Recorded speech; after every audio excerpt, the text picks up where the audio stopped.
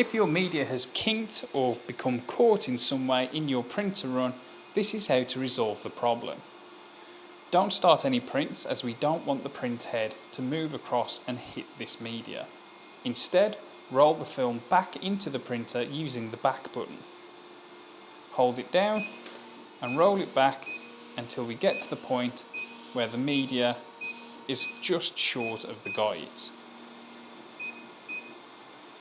We can now manually adjust the guides and ensure that the media rolls back into them.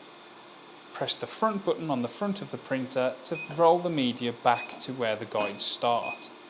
Manually ensure that the media is tucked underneath these guides and then continue to roll the media through.